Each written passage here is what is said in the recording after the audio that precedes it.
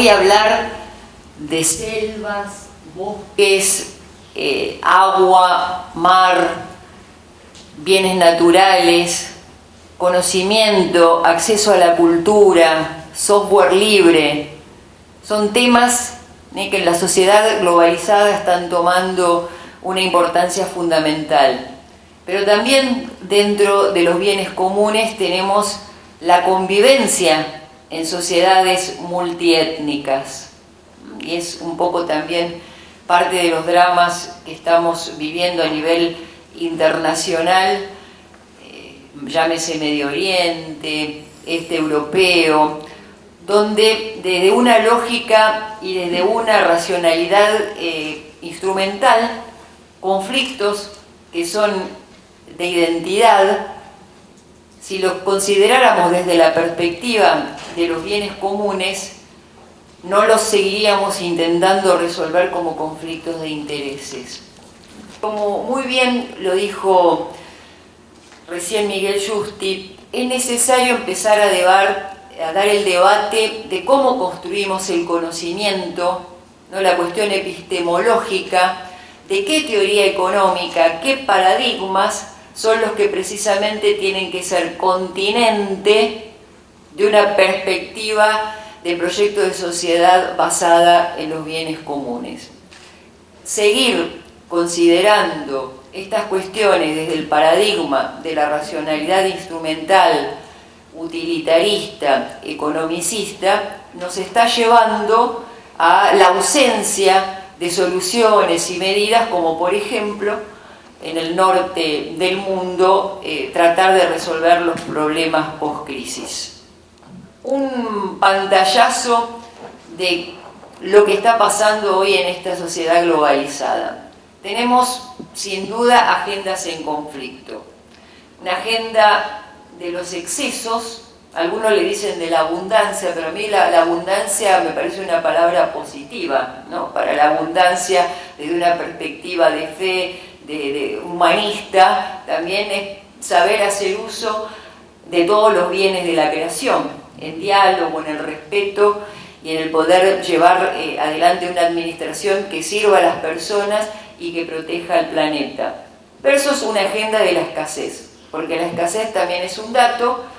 Construimos una teoría económica, procesos productivos de comercialización basados en un planeta supuestamente infinito, y el planeta es finito. Entonces la agenda conflictiva es precisamente haber ideado toda una trayectoria económico-social desde algo que era inacabable y que no es inacabable, o bien, como decía Gandhi, el planeta está en condiciones de alimentar y dar buena vida a todas las personas, pero sin duda que no a la codicia de unos pocos, ¿no? Y la codicia de unos pocos es lo que está, digamos, generando todos estos efectos indeseables. Esto indica que hay una primera modificación a hacer, que es redefinir nuestra idea de progreso. Hemos basado el progreso en un crecimiento sin límites y en una incluso estimación y cálculo del PBI basado en ese paradigma utilitarista, economicista. Y ahí es donde yo veo la otra cara de la medalla, la mitad del vaso lleno, donde tenemos una increíble oportunidad de avanzar, no solo en los cambios de paradigma, desde la discusión de hacia dónde va la teoría económica, sino también en la revisión de prácticas, políticas públicas que tomen en cuenta el fracaso del sistema, que todavía sigue siendo, que está haciendo mucho daño a la humanidad, pero que nos abre una ventana de oportunidades para poder trabajar en su superación y cambio. ¿Qué es lo que ha revelado esta crisis y materializado, por eso digo, en este, digamos, ya colmo que lleva la indignación de qué incorporar en el PBI para que nos dé algo de crecimiento, ¿no? En cuestiones que no tienen que ver con la vida digna de los pueblos? Esta crisis ha revelado la fractura entre lo económico y lo social, ¿no? Mientras la economía era la ciencia neutral, despojada de los valores, donde los negocios eran los negocios y todo valía, lo social quedaba relegado prácticamente al ámbito de la caridad, de las iglesias o, digamos, desde el punto de vista del Estado, a mecanismos de redistribución, pero no podíamos tocar el funcionamiento económico, que tenía que seguir su curso despojado de los valores. Esto ha llevado a sociedades tremendamente desiguales, como las actuales. Piensen que 85 familias en el mundo detentan la misma cantidad de riqueza de la totalidad de la mitad más pobre del planeta. Entonces ha habido un aumento escandaloso de las desigualdades por haber despojado a la economía de valores que tenían que ver también con su incidencia en el plano de lo social. Entra la exclusión, o sea, la exclusión es precisamente lo que este divorcio entre lo económico, lo social, el trabajo y la democracia ha generado masas de población sobrantes. Y como decíamos, no son solo sobrantes porque el sistema para poder funcionar las deja de lado, sino porque se han avasallado los componentes que hacen a la vitalidad y a la importancia de cada uno de nosotros como parte del género humano. La exclusión se debe a factores estructurales, ¿no? A la presión de grupos de poder, desde el punto de vista financiero, comunicacional, político, económico, pero también a sociales. Se fragmenta la sociedad. Estamos también, en el caso de Argentina, por la exclusión, muchas veces en cuestiones de guerras o litigios de pobres contra pobres, porque los mecanismos de aliento del consumo, de un consumo desenfrenado, instalan también una sociedad basada más en el tener que en el ser, y entonces mi inserción como lugar social depende de lo que tenga, y entonces a veces se producen conflictividades en situaciones de vulnerabilidad, también por haberse destruido el tejido social. Y la exclusión también obedece a factores subjetivos, o sea, la falta de horizonte de futuro, de perspectiva de que la vida en los lugares muchas veces de situación de vulnerabilidad no vale nada, no tengo proyecto de futuro. En Argentina, por ejemplo, ha aumentado el suicidio adolescente, el suicidio juvenil, porque hemos como despojado también a la persona de lo más vital que es la subjetividad y la sigue poseyendo y quiere que también eso se tenga en cuenta.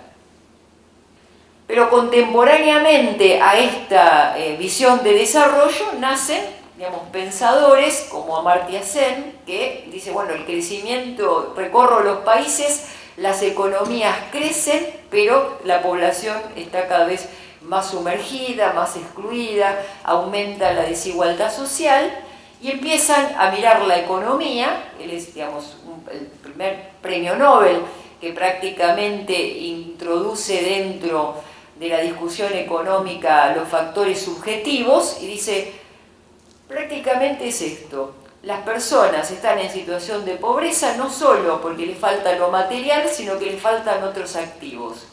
Voz, poder, capacidad de desarrollar habilidades, capabilities, ¿no? Capacidades que están potencialmente y todavía en acto, pero que la economía y la sociedad no da cuenta de ellos, e introduce la mirada de desarrollo humano integral. Y empezamos a tener la perspectiva del desarrollo humano integral, solidario, sostenible en la relación con el planeta. Esto un poco por eso para el pantallazo. Entonces, la economía y el desarrollo empiezan a distanciarse de ser una definición puramente economicista de recursos, ¿no? Para los que están en economía, siempre la economía es una asignación eficiente de recursos. Cuanto más lo optimizo en el tramo final, en función de eso tengo mi beneficio económico. Empieza a definirse también la economía y el desarrollo como una acción cultural, una transformación de relaciones, y eso después lo voy a dejar a mi colega César, donde la economía empieza a mirar valores subjetivos, relacionales y comunitarios como la capacidad del don, de la gratuidad, de la reciprocidad, como un humus fundamental del funcionamiento social que no tiene que venir después de la economía, que tiene que estar incorporado desde el momento cero del proyecto económico, del proyecto social, empresarial, hasta llegar a las políticas públicas. Este es un desafío, por eso, inédito, no porque sea nuevo, pero sí porque hoy marca una nueva etapa en esta economía de la posglobalización. Por eso, la solución, la perspectiva de los bienes comunes, decimos que es tricotómica. Los bienes privados, ya sabemos, digamos, es lo más claro, el modo de gestión.